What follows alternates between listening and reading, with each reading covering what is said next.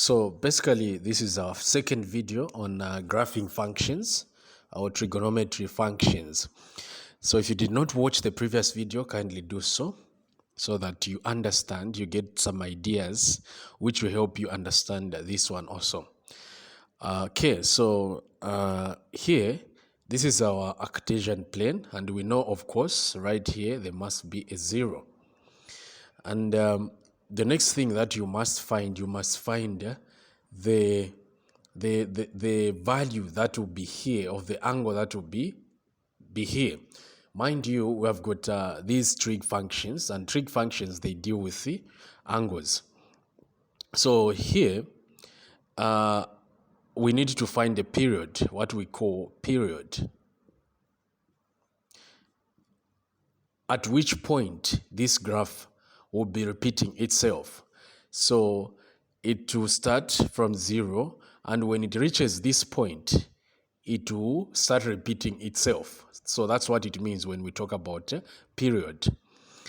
Okay, so this period can be found using the formula 2 pi over b. Okay, you just say 2 pi over b. So what is our b? Our b will always be the number that is with letter x, which is right here. And in this case, the number which is here is 1 over 2. So we will say 2 pi over 1 over 2. We want to find the period, of which, when we work out here, we'll find our answer to be equal to 4 pi. Meaning our period right here is 4 pi. Okay. So we're done with the period. What other thing do we need to do now? We need to find the number that's supposed to be here, here, and here. Okay, or the angles that we're supposed to put here, here, and here. So how do we do that?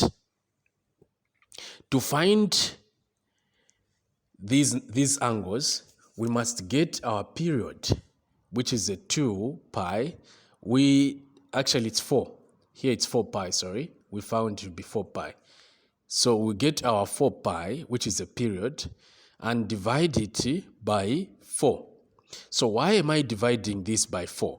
Because there are 4 demarcations. We have got 1, 2, 3, 4. So you divide by 4. Always divide the period by 4. So you remain with a pi. Meaning from 0 to here it's pi. From pi to pi, the difference is pi, so meaning it will be pi plus pi, which would be equal to 2 pi. From 2 pi to here, it will be 2 pi plus pi. We are adding this pi always. It will give us a 3 pi up to 4 pi. So this is how you put these things. Our next stuff here will be to find the amplitude. Amplitude. So this amplitude will be from 0 to here. What number do we have from 0 to here? It's 3. Actually, the amplitude, you must just be checking the number that is in front here. That is in front of the function right here. So in this case, we have got a 3. And this 3 must be put inside the bars, which shows the absolute value. So this is the absolute value. If it's negative, treat it as positive. If it's positive, just treat it as positive. So we will say this is 1. We have got a 2 and a 3 right here. So we are ending at 3. Here we'll go to the negative side, just like that. We have got negative 2 up to down, all the way down to negative 3. So this is how the Cartesian plane must look. So when you do that, without wasting much of your time, you know that this is a sine function. So if you watched the previous video, we said the sine function looks like this. So this is the sine function right here. So I've got this sine function, and we don't want to waste our time. We know that this is the sine function right here. So this and this are similar. The only difference is that we've got a 3 in front here and a 1 over over 2 where x is. So what we're going to do here is we'll just do the same function the way it looks.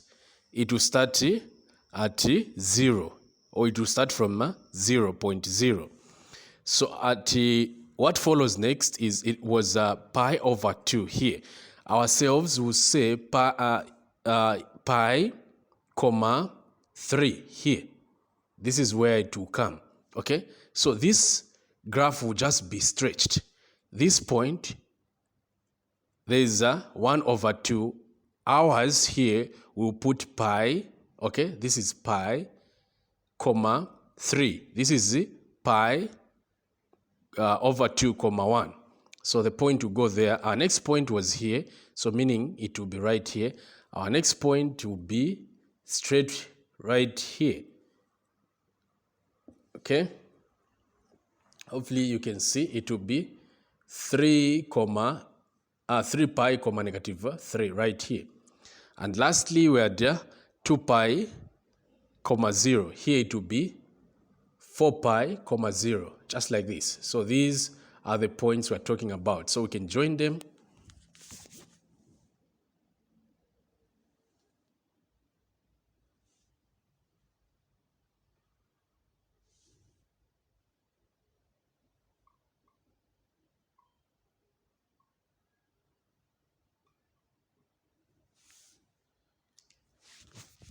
So this is our function. Hopefully you can see nicely. This is how you graph. But if you don't want to be using the idea of comparing, you can start picking the coordinates. You come up with your x or y plane. I mean your Cartesian, your table values. So here you say 0, pi, meaning you pick these up to 2 pi, up to 4 pi. So you keep on putting them up to 4 pi. So now you say when x is 0, you put a 0 here. What is it? Your y. Your y will be 0. So meaning, see, 0, 0 right here. This is a point. Or when x is equal to pi, you put your pi here. When you put your pi where x is, what will be your y? Your y will just be a 3, because this will be sine pi over 2, which is equals to 1 multiplied by 3. It will just be a 3. And when you put 2 pi here, you get a 0. When you put 3 pi here, it will give you negative, it will give you 3 pi, comma, negative what? Negative 3. So the point will be right here, down here, okay? And when you put a 4 here, it will just give you a 0. The point will be here. So that's how you do the graphing of these trig functions.